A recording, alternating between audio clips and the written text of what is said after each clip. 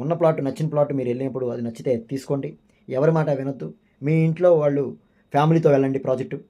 Wife and husband, అలాగే brothers and sisters, అలాగే parents, లేదంటే మీ సన్ అండ్ డాక్టర్, ఇలాంటి వాటితో మీరు వెళ్ళండి.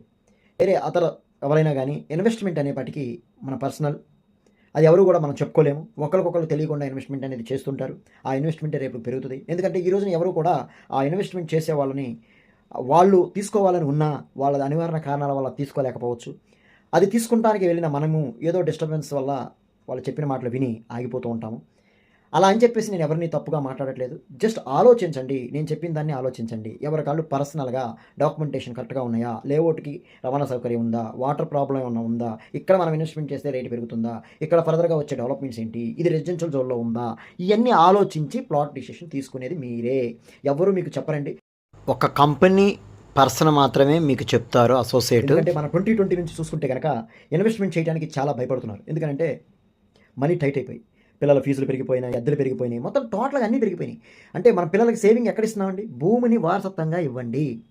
కొంతవరకు మనం కొనుక్కునే కెపాసిటీని బట్టి లాంగ్ వెళ్ళినా సరే మినిమమ్ మీకు ఎంత కావాలో అంత కొనుక్కోండి.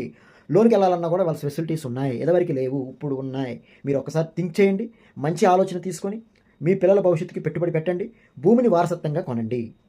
థ్యాంక్ యూ అండి.